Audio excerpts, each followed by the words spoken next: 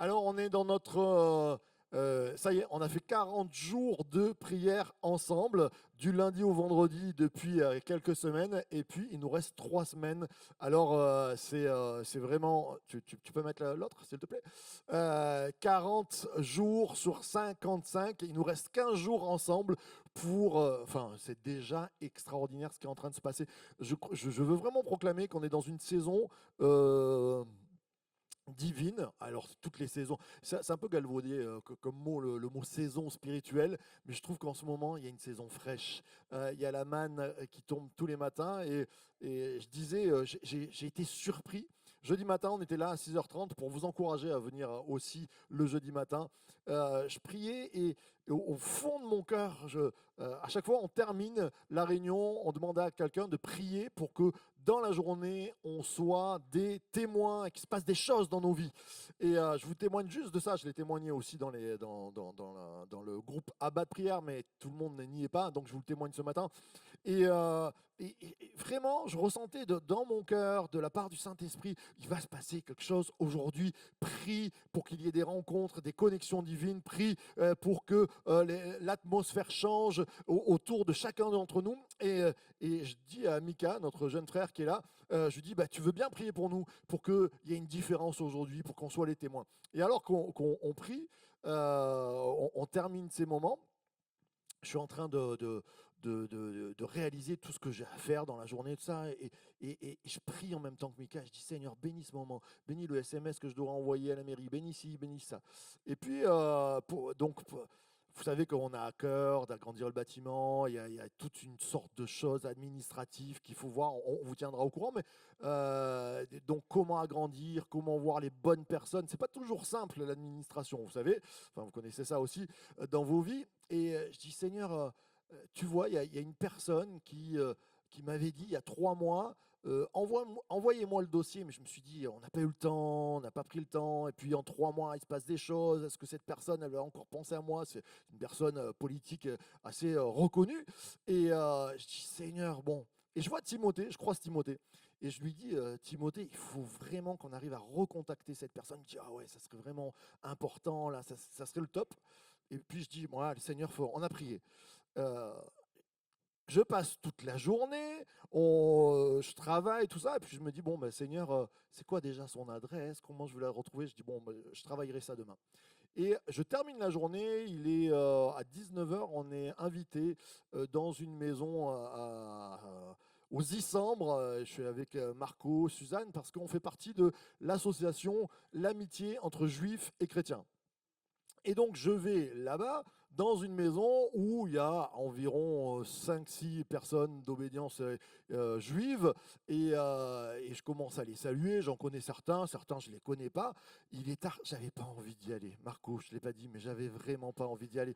Je m'étais levé à 5 heures du mat pour faire mon mot sur la prière. Ah bah, on avait fait la chapelle de prière, toute la journée des rendez-vous, de côté, de droite, des visites. J'en pouvais plus. Je me suis dit, je vais me frapper une réunion à 7h30 du soir. Je vais pas manger avec ma femme ni mes enfants. Ça va finir à pas d'heure. Aïe, aïe, aïe, aïe, aïe. Bon, j'y vais. J'arrive là-bas, je salue tout le monde, et puis je vois une personne euh, d'un âge différent, un peu plus proche du mien. Je me dis, ah tiens, ça doit être l'enfant des... Et puis je regarde la personne et je dis, c'était la politicienne que je voulais rencontrer, revoir, mais c'était extraordinaire. Je me suis dit, mais comment tu fais, Seigneur, pour qu'on puisse faire... Comment tu fais, Seigneur? Il est celui qui résout les équations à multiples inconnus. Gloire à lui, on peut le... Alors, ce matin, attendez-vous à Dieu. Ce matin, attendez-vous à ce que Dieu change les temps et les circonstances. Si on n'a pas un Dieu vivant, vaut mieux aller prendre un café au bord de la plage. Demandez à Franck, il en connaît des super, il y en a des très bien. Si vous avez la foi, vous êtes au bon endroit, vous êtes à The Church to Be, là où ça se passe, parce que Dieu veut encore agir. Alors on est dans cette thématique Abba, le mot Père, le mot, ce Père Avi, nous, on l'a vu ensemble, notre Père qui vient changer nos vies. Et on a avancé depuis, on avance, et on va arriver bientôt à ce verset. On pourrait se lever pour le lire.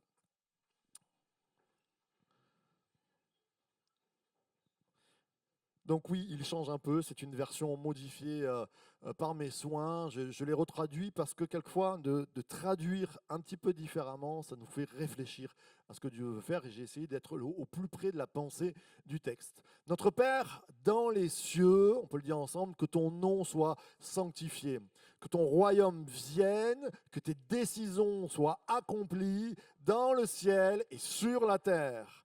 Notre pain d'en haut, donne-le-nous aujourd'hui et laisse partir nos dettes comme nous laissons partir nos débiteurs. Fais-nous éviter la tentation, mais libère-nous du méchant. À toi le règne et la puissance et la gloire pour l'éternité. Amen, amen et amen. Vous pouvez prendre place.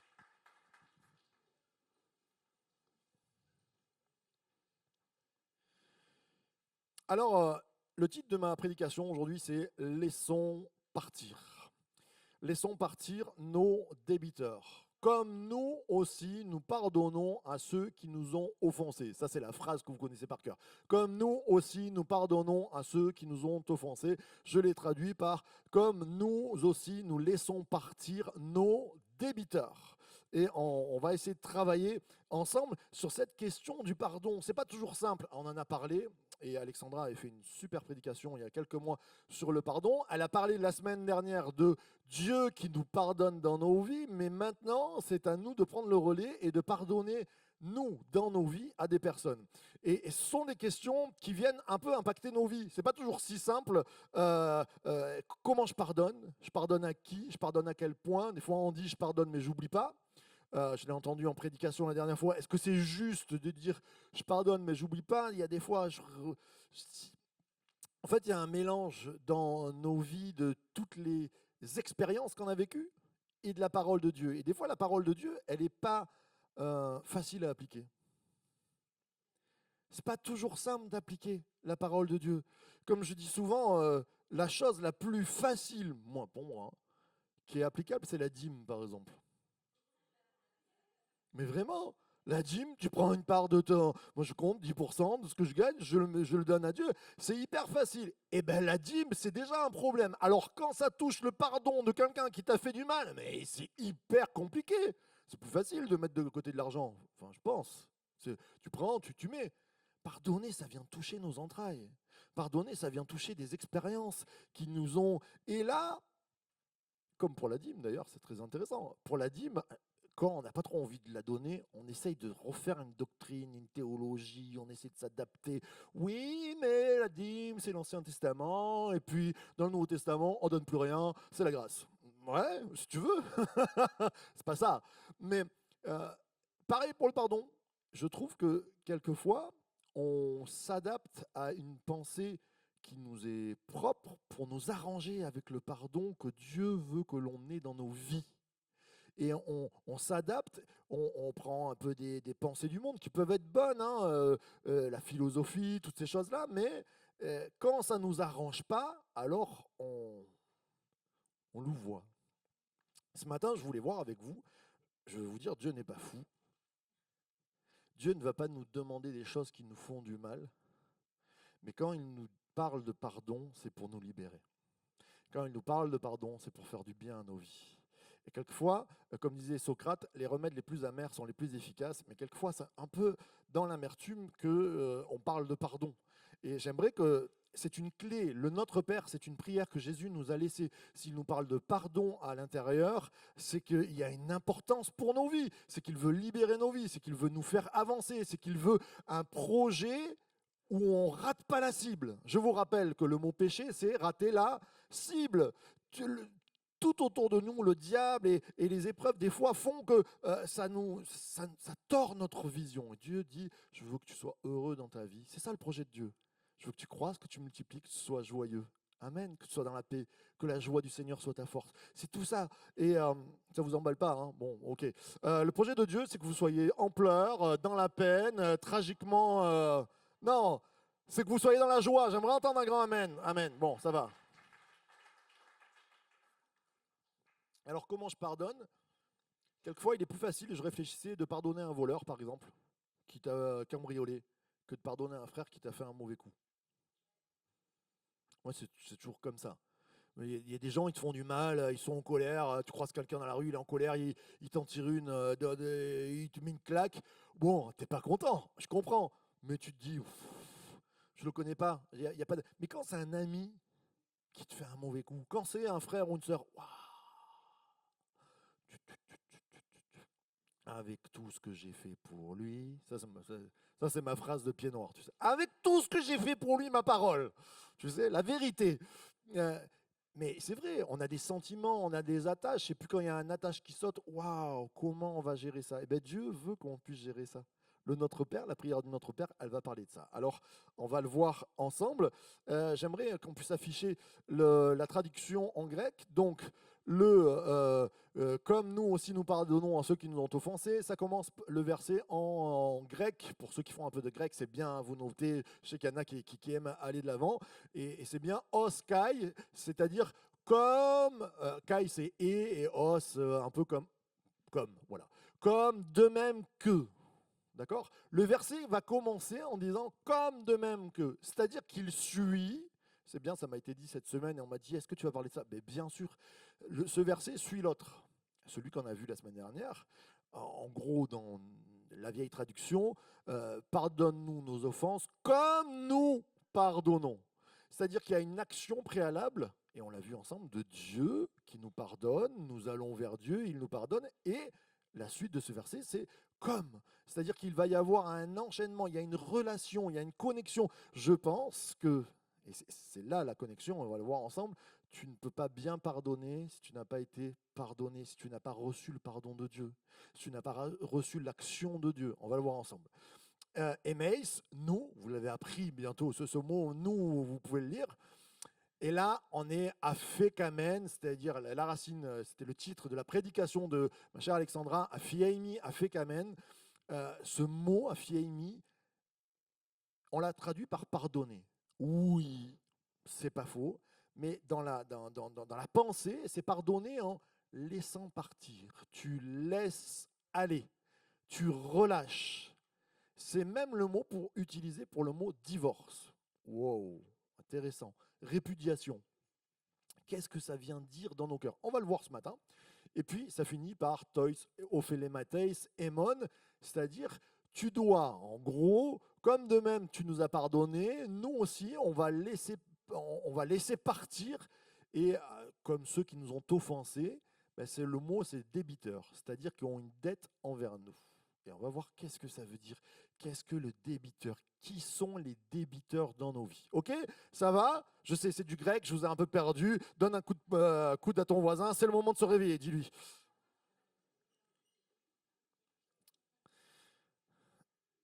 Monique, François, il s'est endormi. Donne-lui un pied. Je plaisante. Alors, premièrement, on va parler de nous sommes débiteurs de Dieu. On en a parlé la semaine dernière avec Alexandra. Débiteurs de Dieu, comme nous, je vous ai dit, il y a une relation. Pardonne-nous comme nous aussi nous pardonnons. Laisse aller nos dettes, je l'ai traduit comme ça, laisse partir nos dettes comme nous aussi nous laissons partir nos débiteurs. Il y a une corrélation directe. Euh, Premièrement, c'est se dire, on n'est pas né juste. On peut pas excusez-moi l'expression, les jeunes disent, on ne peut pas se la ramener. On ne va pas dire, ah non, mais moi, je pardonne pas parce que je suis parfait. Mais non, on a vu ensemble, on était en dette. Et Dieu, dans nos vies, à un moment donné, il a payé un prix. Et cette dette-là, comme Dieu le fait, il nous demande de nous faire. Je vous rappelle qu'on s'appelle chrétien. Chrétien, ça veut dire petit Christ, ça veut dire on va suivre l'exemple de Christ. C'est-à-dire qu'il a payé la dette, il a laissé aller la dette, et bien nous aussi, à un moment donné, il va falloir laisser aller la dette. Ça va toucher profondément nos cœurs ce matin, hein. On va réfléchir à cette pensée-là. Et peut-être que tu ne te sens pas en super comme un débiteur envers Dieu, parce que tu te dis, bah, moi, j'ai pas fait trop de choses mauvaises, ou même pas du tout. Mais juste le fait que Jésus Juste le fait que Jésus soit descendu et a mis une assurance sur ta vie. Parce que Jésus, il a payé le prix, c'est une assurance. Parce qu'on part toujours sur le point, et je suis d'accord avec vous, oui, j'étais pécheur, j'ai tué, j'étais violent, non, je n'ai pas tué, hein, mais j'étais dans la drogue, mais il y a des gens, ils se disent, ben moi, pas trop ça, j'ai grandi dans l'église, tout ça, mais Jésus a prévu une assurance pour ta vie. C'est-à-dire qu'il a fait le pari que, c'est comme quand tu prends une assurance, tu n'as pas toujours un accident tous les matins, enfin heureusement, par quelques sœurs, mais non, non, je plaisante.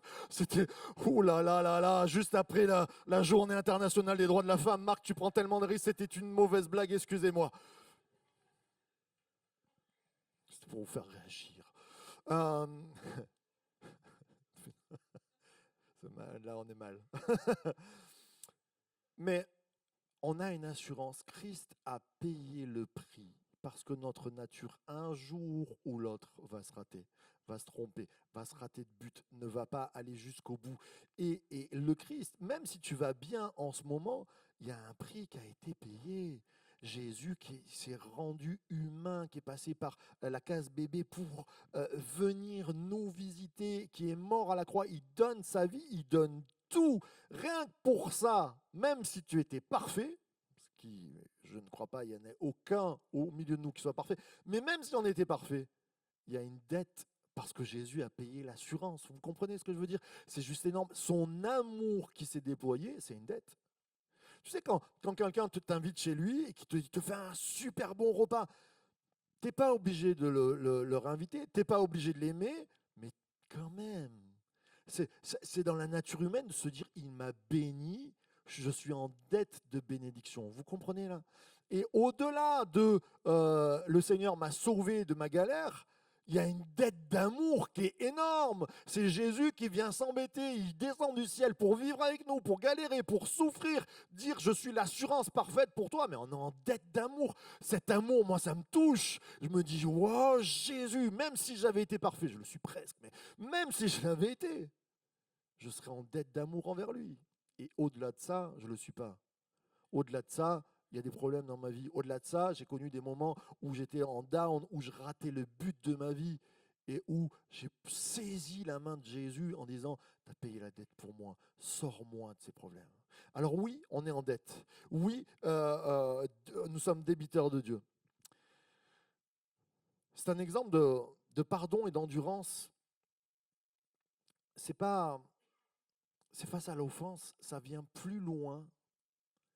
Ça vient nous chercher. Vous savez, des fois, je trouve que c'est important d'avoir on est dans l'ère du coaching, il y a des coachs qui nous encouragent, qui nous font aller de l'avant, et même sur la pensée, comment vivre mieux face à ce qui nous est arrivé dans nos vies. Mais c'est plus profond que ça, la pensée de Dieu. C'est que Dieu te dit, je ne suis pas en train de te donner un petit encouragement et après tu ne me vois plus, c'est je t'accompagne toute ta vie pour que tu ailles mieux. Et je t'accompagne sur ce chemin du pardon. On va lire ensemble Matthieu 18 au chapitre verset 23. Chapitre 18, verset 23, vous avez vos Bibles? Allez, on va se lever ensemble, vous prenez vos téléphones portables, vos Bibles. Il ne va pas être forcément affiché, ou à moins que ça va vite, mais je vais le lire.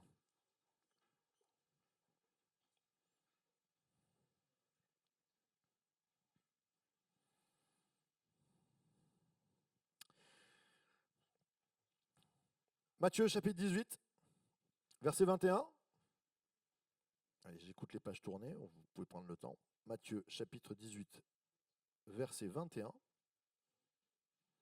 T'as scrollé, c'est bon, tu l'as? Et ouais, ça s'entend pas. Allez, Matthieu chapitre 18, verset 21. Alors Pierre, un disciple, un ami de Jésus, s'approche de Jésus et lui dit, Seigneur, combien de fois pardonnerai-je à mon frère lorsqu'il péchera contre moi? Est-ce que ce sera jusqu'à 7 fois? Il est content, hein, Pierre. Jésus lui dit, je ne te dis pas jusqu'à 7 fois, mais jusqu'à 70 fois, 7 fois, 490 fois. Waouh. C'est pourquoi le royaume des cieux, et là il explique une histoire, une parabole, ressemble à un roi qui voulut régler ses comptes avec ses serviteurs. Quand il se mit à l'œuvre, on lui amena un serviteur qui devait 10 000 sacs d'argent. Vous vous rendez compte, hein? Comme il n'avait pas de quoi payer, son maître ordonna de le vendre, lui, sa femme, ses enfants, tout ce qu'il avait entre ses mains, pour rembourser la dette. Le serviteur se jeta à terre, se prosterna devant lui en disant: Seigneur, Seigneur, prends patience contre moi, et je te paierai tout. Rempli de compassion, le maître de ce serviteur le laissa partir et lui remit la dette. Il lui enlève la dette. Une fois sorti, ce serviteur rencontra un de ses compagnons qui lui devait 100 pièces d'argent. L'autre, c'était 10 000 sacs d'argent. Ok. Là, c'est 100 pièces d'argent. C'est peanuts, ouais, à côté. Il l'attrapa à la gorge, se mit à l'étrangler en disant: Paie ce que tu me dois. Son compagnon tomba à ses pieds en le suppliant: Prends patience envers moi, je te paierai. Mais l'autre ne voulut pas et alla le faire jeter en prison jusqu'à ce qu'il ait payé ce qu'il devait. À la vue de ce qui était arrivé, ses compagnons furent profondément attristés et ils allèrent raconter à leur maître, au roi, tout ce qui s'était passé. Alors le maître fit rappeler ce serviteur. Il lui dit: Méchant serviteur, je t'avais remis en entier la dette, parce que tu m'en avais supplié. Ne devais-tu pas toi aussi avoir pitié de ton compagnon, comme j'ai eu pitié de toi? Et son maître irrité, le livra au bourreau jusqu'à ce qu'il ait payé tout ce qu'il devait. C'est ainsi que mon Père céleste vous traitera si chacun de vous ne pardonne pas à son frère de tout son cœur. Amen, amen et amen. Petite piqûre de rappel, je relis le dernier verset. C'est ainsi que mon Père céleste vous traitera si chacun de vous ne pardonne pas à son frère un tout petit peu de tout son cœur. Oh waouh!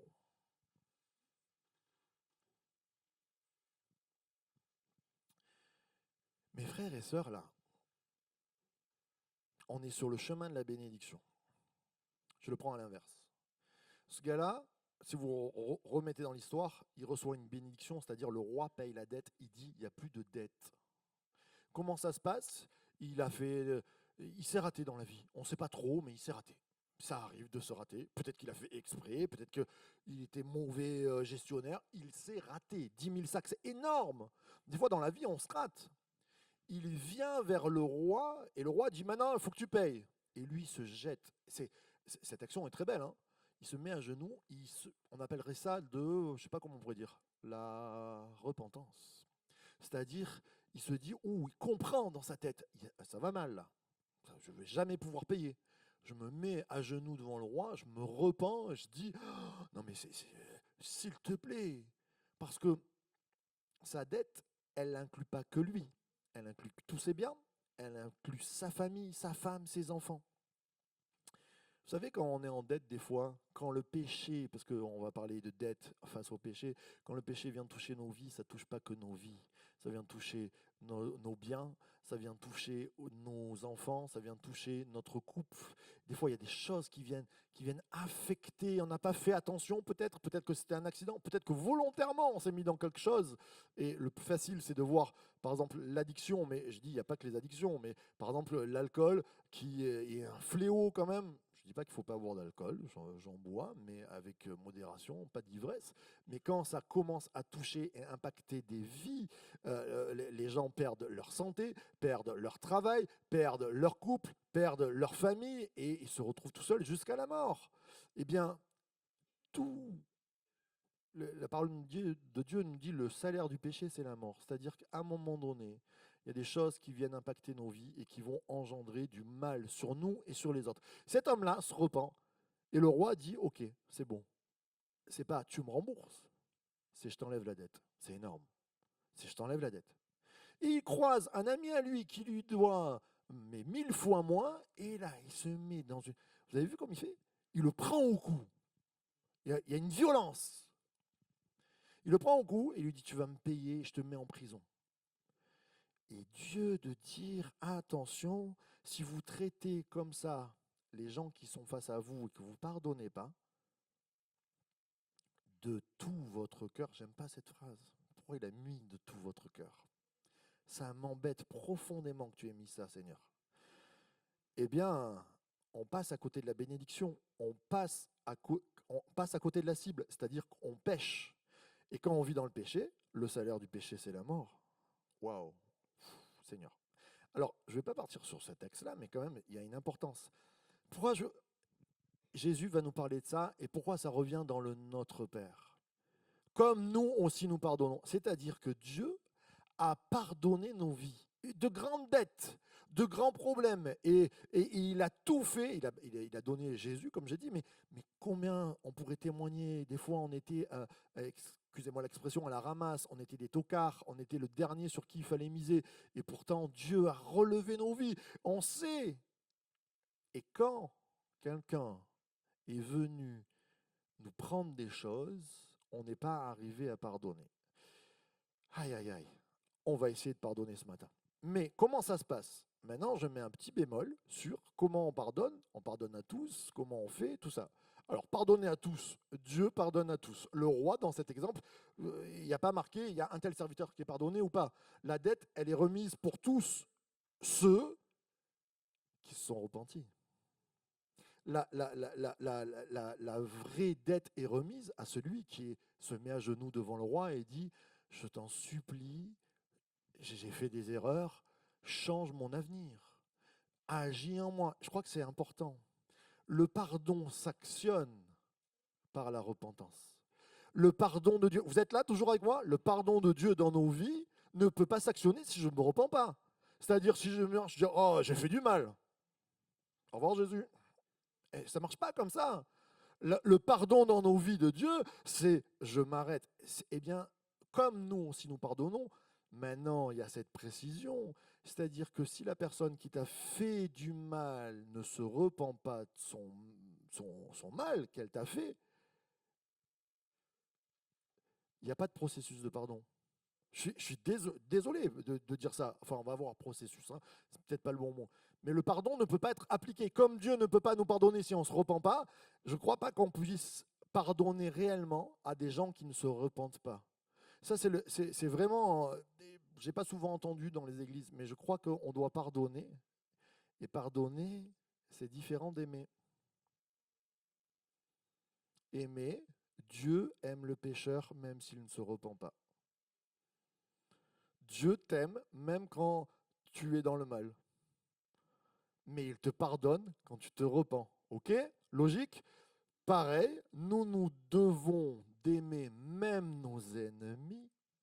Et des fois, ton frère ou ta personne qui est à côté de toi est devenue ton ennemi. Ce n'est pas forcément le voleur qui t'a cambriolé, c'est quelqu'un qui est auprès de toi. Eh bien, cette personne-là, en tant que croyant, on se doit de l'aimer. Ça aussi, c'est ouf. Seigneur, aide-nous. Mais le pardon ne s'applique que quand la personne est venue vous demander et s'est repentie. Le pardon ne peut s'appliquer que quand il y a de la repentance. C'est exact. On s'appelle chrétien, nous sommes les enfants de Dieu, on applique la loi de Dieu. C'est-à-dire Dieu pardonne quand il y a repentance, nous pardonnons quand il y a repentance. Ça ne veut pas dire nous n'aimons pas, nous l'aimons comme Dieu aime, mais on attend pour pardonner. Et on va voir qu'est-ce que ça veut dire pardonner. Ça va jusque-là? Ça va? Il y a des questions dans vos têtes? Vous êtes en train de dire, oh là là, où on va aller? Eh bien, on va y aller. Alors, nos débiteurs, on peut voir nos débiteurs, qu'est-ce que ça veut dire? Le mot vraiment à ceux qui nous ont offensés, c'est débiteurs. C'est-à-dire, ils ont une dette envers nous, ils nous ont piqué quelque chose dans nos vies. C'est ça. C'est intéressant de dire, quand tu es en débit, c'est-à-dire, si tu es débiteur par rapport à la banque, c'est que tu as pris de l'argent, il faut que tu le rembourses. Eh bien, il y a des personnes qui nous ont pris des choses. Alors, des fois, ils nous ont pris de l'argent. Bon, ok, là-dessus, ça peut aller. Des fois, ils nous ont pris notre enfance. Il y a des personnes que je rencontre, il y a des tierces de la famille, des amis qui ont abusé d'eux. Et c'est terrible. C'est tragique. À un moment donné, il y avait une enfance, elle est brisée. Il y a des gens qui ont volé peut-être ton enfance, ton innocence, ton intimité. C'est très grave. Et ils sont en dette envers toi. Peut-être que c'est ta confiance. Tu avais mis ta confiance en quelqu'un et tu avais dit des secrets et qu'il est allé répéter à d'autres personnes. Ben, il te les a piqués, tes secrets. Il les a dilapidés. Peut-être que C'est une violence corporelle, tu avais la santé, tu as été attaqué. Il y a toutes sortes de situations qui font que ça nous a impacté. C'est intéressant de se dire que quand il y a un débiteur, c'est qu'on a été volé. Dieu veut te rendre ce qui t'a été volé. Dieu veut te rendre ce qui t'a été volé. Il est le réparateur des brèches. Il est le réparateur des cœurs brisés. Il sèche les larmes. Alléluia. Moi, je crois ce matin, on va prier pour ça. Il y a c'est un grand moment, je crois, autour de cette prédication sur le Notre Père. Je ne vais pas prier ce matin. Désolé, on prie souvent pour les guérisons. Ce matin, on va prier pour les guérisons du cœur. Quand il y a des cicatrices qui sont terribles. Et quelquefois, c'est même un conjoint qui t'a fait du mal. Quelquefois, c'est un parent. Quelquefois, c'est un enfant. Des enfants sont en dette. Quand les enfants, tu as tout donné, et Alexandra en parlait, et qu'il n'y a pas de redevabilité, qu'il n'y a pas d'amour, qu'il y a même de la fâcherie, eh bien, tu es en dette. Il y a des débiteurs. Alors, ces débiteurs-là, et je parle pour les conjoints, tiens, parce que je réfléchissais en faisant cette prédication. J'ai la grâce, et je dis c'est une grâce, gloire à Dieu. Notre mariage n'a pas passé d'adultère, gloire à Dieu. Et on ne s'est pas échoué dans ces tempêtes. Mais ce n'est pas parce que tu n'es pas adultère avec ta femme que des fois, tu n'es pas débiteur d'elle. Quand, et je crois, une épouse attend quelque chose de son mari et vice-versa, et que cette chose n'arrive pas, on a en droit, en tant que femme ou en tant qu'époux, d'attendre de l'amour, d'attendre de l'attention, d'attendre qu'ils reconnaissent notre personnalité et qu'ils puissent agir. Moi, je vous donne un petit exemple. Par exemple, quand j'étais plus jeune, et j'espère que j'y travaille, et je demande pardon à ma femme assez souvent pour ça, en disant j'ai été égoïste. Quand j'ai un tempérament, en tant que jeune, je voyais peut-être que mon profit à moi. Le mariage passait par le prisme de mon regard. C'est-à-dire que je voyais le mariage par rapport à comment moi, je voulais recevoir. Vous comprenez? Et par exemple, quand j'étais malade, moi je suis plutôt malade ours. C'est-à-dire, tu rentres pas dans ma chambre. Laissez-moi tranquille. Donc je me suis dit, quand Ambre est malade, ouais, c'est la même chose. Ça, c'est un regard égoïste. Et donc, quand elle était malade, elle, qu'est-ce qu'elle attendait? Elle attendait que je sois à son chevet, que je prenne du temps avec elle. Oh, moi, je l'ai abandonné total. J'étais dans mes affaires, je disais, elle est bien tranquille. Pardon, dodo. Ça, c'est les premières. Oh, je me suis raté. Moi, je me rappelle, à la première grossesse, elle n'était pas bien. Je me suis dit, oh, la pauvre, elle est mieux toute seule. Catastrophe! Catastrophe! Vous comprenez là où je veux vous amener?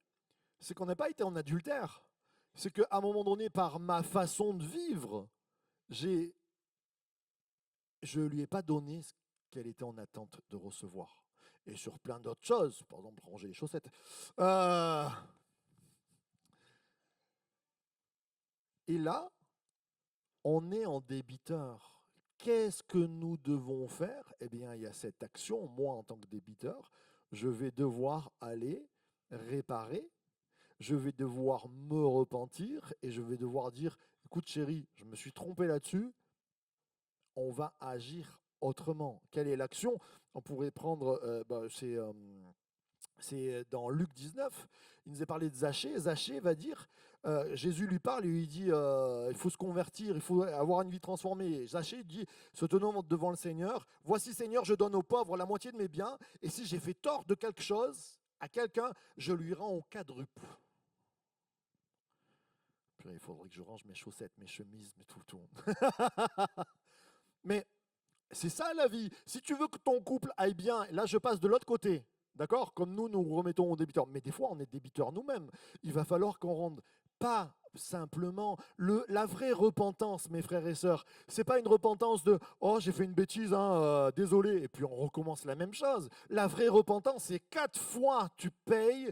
C'est très intéressant de regarder à David qui va va tuer quelqu'un et il devrait payer par 4 vies. Si vous regardez, je crois que ce chiffre 4, c'est le fait que la repentance, elle passe par non pas juste un élan de oh, je t'ai fait du mal, oh, de tout mon cœur, je te demande pardon.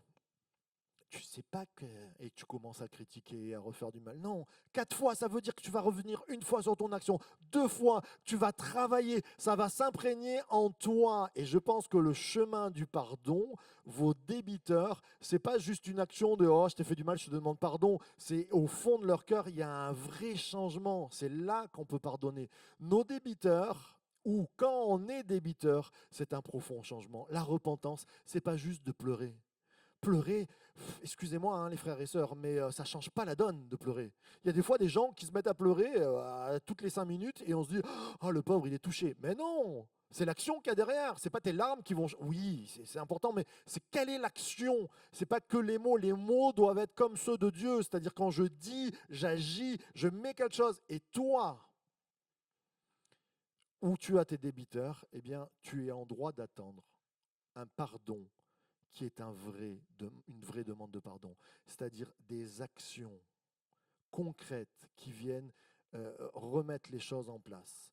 Alors, vous allez me dire, mais Marc, moi je croyais que quand on me fait du mal, eh ben, je pardonne, c'est voilà, même s'il n'est pas revenu. Non, vous l'aimez, vous aimez la personne, et ça il faut demander à Jésus que vous puissiez l'aimer. Mais le vrai pardon, parce que quand il y a un pardon, il y a une alliance. Et c'est là que c'est important. Quand il y a un pardon, il y a une alliance. S'il n'y a pas de repentance, ne vous mettez pas en alliance avec la personne qui vous a fait du mal, parce qu'elle va vous détruire. Et ça, c'est important de le dire.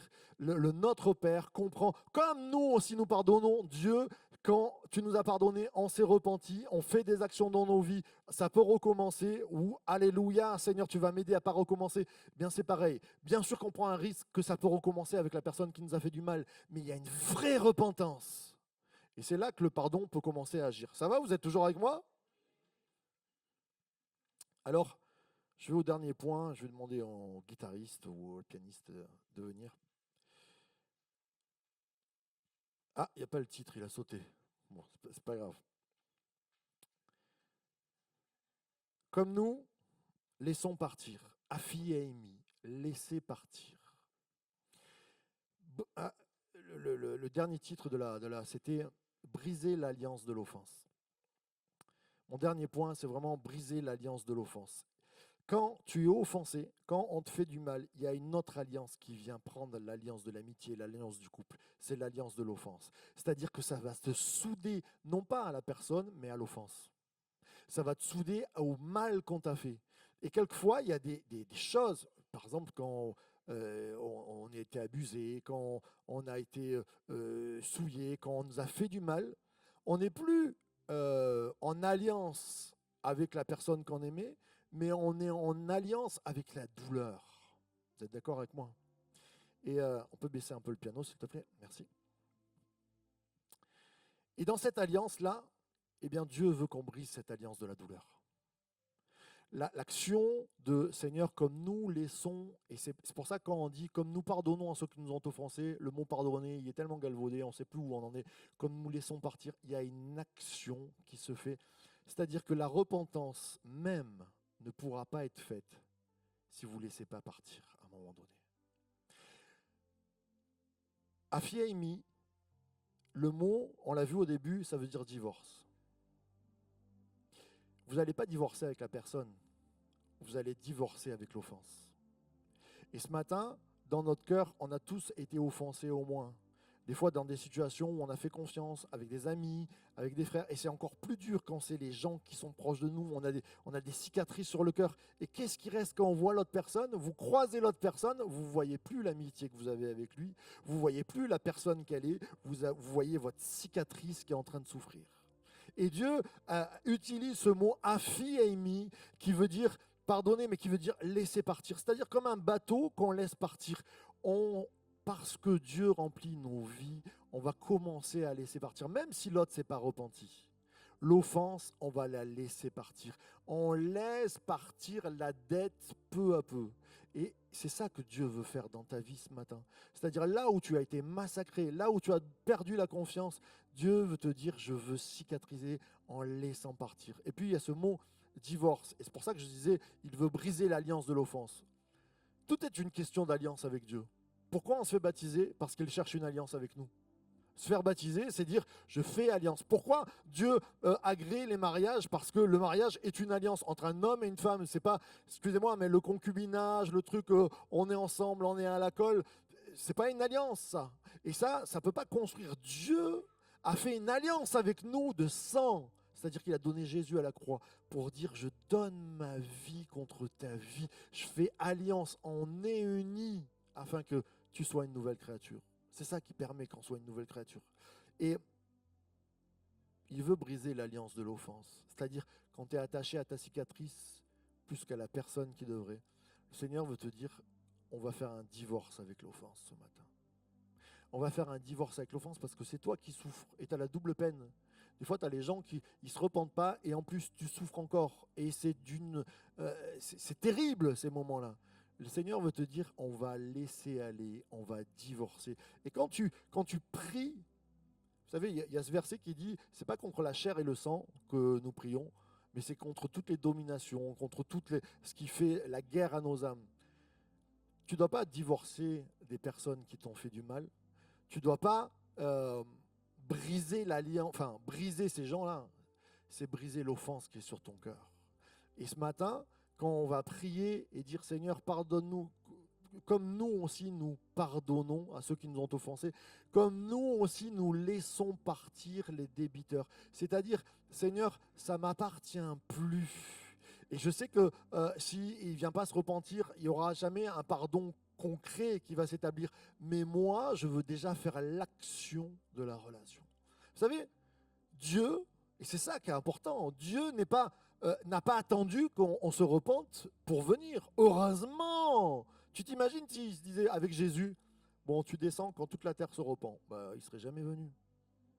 C'est lui qui a laissé aller son fils. Il a laissé aller, il a dit, allez, commence le chemin. Je crois que si tu veux être guéri de ta cicatrice, que tu veux être guéri dans ton... Quand tu croises, si sur la terre, il y a des personnes que quand tu les croises, tu fais comme ça, c'est que tu as des cicatrices, c'est que tu as des offenses. Et ce matin, on veut les laisser partir. Comme le Christ s'est laissé dépouiller de son ciel, ce matin, on veut faire une démarche de dire, je laisse aller cette offense.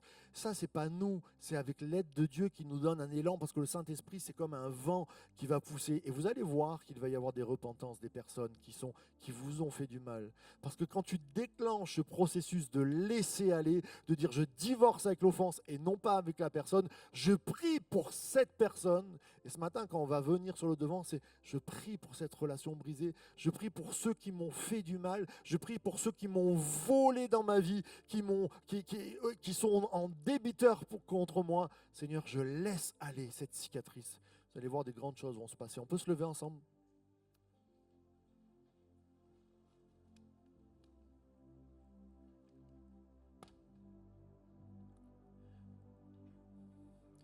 Ce matin, je ne crois pas qu'il puisse y avoir, et on l'a lu ensemble, de bénédiction de Dieu s'il n'y a pas de notre part cette action de dire je laisse aller le débiteur.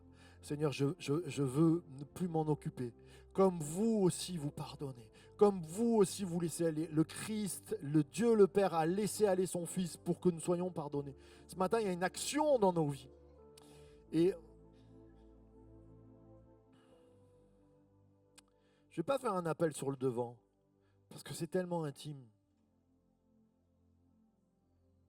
On a les yeux fermés.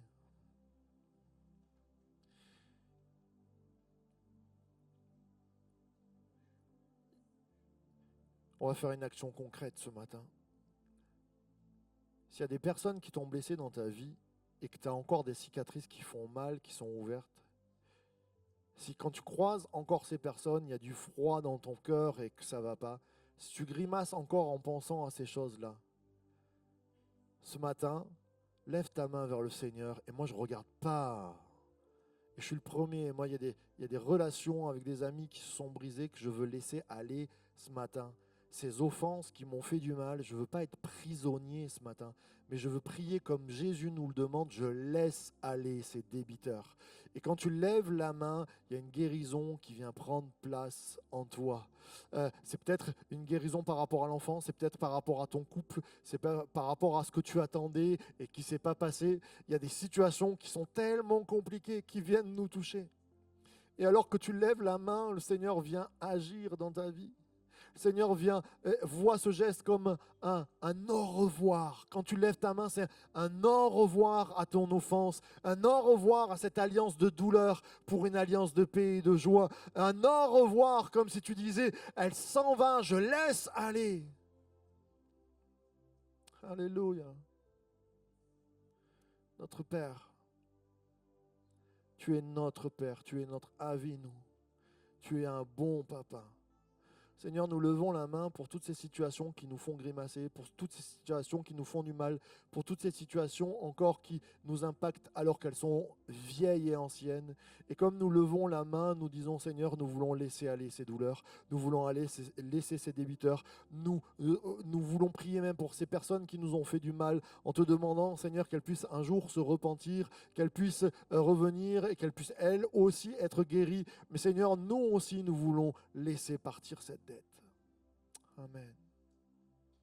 Frères et sœurs,